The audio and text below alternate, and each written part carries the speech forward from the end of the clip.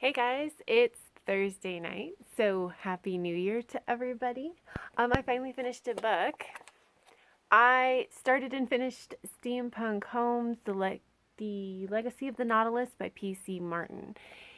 It is an alternate steampunk universe where the plans for Captain Nemo's Nautilus have gone missing, and of course, Sherlock Holmes is the only one that can hunt them down.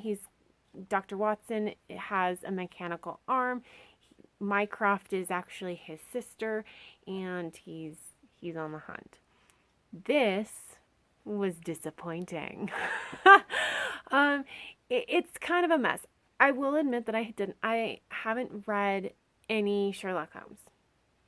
I love the idea of it. Victorian English and I don't generally get along, so I haven't read any. It was written in that particular style. I didn't love it.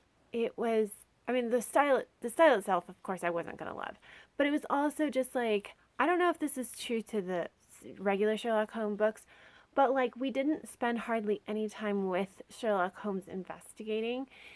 It was all like 50% of the book was Sherlock Holmes saying, "This is how I came to, like, these are my deductions. These are the conclusions that I drew. Let me explain them." And I was just like, really? But I kind of wanted a chance to figure it out for myself, and we didn't get that. And so like literally half of this 140-page book was just him giving explanation, which I didn't love. The plot was very, very thin. Um, and honestly, the entire time I was just thinking, this is set up for a series. This is not a book in and of itself. This is a setup for a series. And then I checked, and there is no series. So I don't know. I don't know what happened, if it was one of those things that was done and then people just didn't like it, and so it kind of collapsed, or I don't know. It wasn't for me. Um, this is it, and it is so disappointing just because like this has been on my wish list for so long. My husband went and got it because it had been on my wish list for so long, and it was a little bit hard to get a hold of, and it was not great. So that's not was unfortunate. It was probably a 2-star book. It wasn't completely terrible. I didn't hate it. It didn't really have anything going for it either. Um, if you watched my vlog from last week, then you know that I am actually in the middle of The Wicked and the Divine, volumes 3 and 4. So I read 2 more issues of volume 3, and I'm struggling. So this is going to be one that I don't know when I'm going to finish, mostly because you guys, it's a mess. Like they keep switching artists, and I'm struggling to follow what is going on. And it's like of volume 3 there, I've read 4 issues, and I think they've switched artists at least 3 times, and they're not even remotely similar, and it's really hard to want to read it when it's a struggle. So I wanted to mention that I am still reading it. It's slow going. I'm kind of mixing in other things, which is why I read, Steampunk Holmes. So, the book that I am going to pick up to read alongside The Wicked and the Divine is actually How to Train Your Dragon by Cressida Cowell. This is the first book in a 12 or 13 book series, and it's essentially following our main character of Hiccup Horrendous Haddock the Third, who in his time is like this amazing Viking, amazing dragon trainer, and he's reflecting back on his childhood. And so this is his story of becoming a dragon trainer and the fact that he really wasn't good. He was naturally not. I mean, like, okay, so I've read the first chapter. I'm like 14 pages in, and he's just like, they're supposed to go up a cliff into the dragon's nest to steal a sleeping baby dragon, and then that's how they get their dragon. They train it and this whole thing. And he's just like, guys, I know way too much about dragons. We should not be doing that. And I'm like, oh, a kid after my own heart. Okay. This is my older son's pick. And so he's very excited that my spouse and I are going to read this. It's something like 210 pages, I think. It's written for an elementary school. age range and there are pictures, so it really should not take me all that long. And so I should have another update for you guys pretty soon. So until then, bye. Hey guys, it is Friday afternoon and I have already finished How to Train Your Dragon by Cressida Cowell. We knew it wasn't going to take that long. It's like a little over 200 pages of an elementary school book, so not a big surprise. It was enjoyable. I actually really liked it. Like I said, in the last clip, I did enjoy the main character. He was definitely my kind of kid.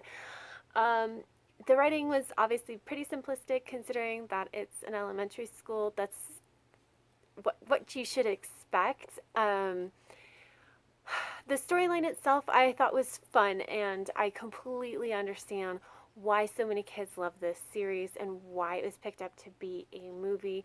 It's fun and it's silly and it's exactly right for that age group. When I read it, the only thing that I did have a bit of a problem with is that there are frequently words that are in all caps or like randomly capitalized for emphasis, but when you do it so much, it's no longer, the emphasis is not really there. But so I didn't love that, and I didn't like the style of the drawings, although I appreciated having drawings in there. But again, it's fine. It's not meant for me, and I'm sure that kids enjoy the drawings and are fine with the capitalization and everything. So, but it was enjoyable. That was a nice pick from my child. I also read two issues of The Wicked and the Divine. I have now finished volume 3, entitled Commercial Suicide. We are still switching artists and switching the drawing styles, which just is so rough. But thankfully, we just introduced this really interesting twist, so I cannot wait to get to the next issue. Even if it does switch, I am willing to work through it because I want to know what happens next. So at least there's that. And then while obviously I'm still working on that, but while I'm reading that, I will also be reading Daredevil, Dr. Husband by Alison Roberts. It's a medical romance from Harlequin. It is a little bit smaller than your normal mass market paperback. It's like height-wise, and it is only 250 pages, and it's larger print. Guys, like, it's a terrible romance, right? Like, we kind of know what this is going to be about. Like, it's going to be a doctor who is like a playboy, but maybe there's more to him, and then we got the female, and she's probably an ice queen, and there's more to her than that, and we know what it's going to be. It's going to be a trashy romance that is so trope-filled and such a mess. And it should not take me hardly any time at all because it's not that long. And so I'll have an update for you really soon, either because I DNF'd it because it was just too trashy for me, or because I finished it because it didn't take that long because it's just not that long of a book. So either way, I shall see you very soon. Bye. Hey guys, it's Saturday night and time for my end of the week update. I finished this book, Daredevil, Dr. Husband by Alison Roberts. It was terrible. And not in a good way either. Also, that title is very misleading. He is not a daredevil. Like, he's not a playboy. He's nothing like that. I don't know why. Anyway.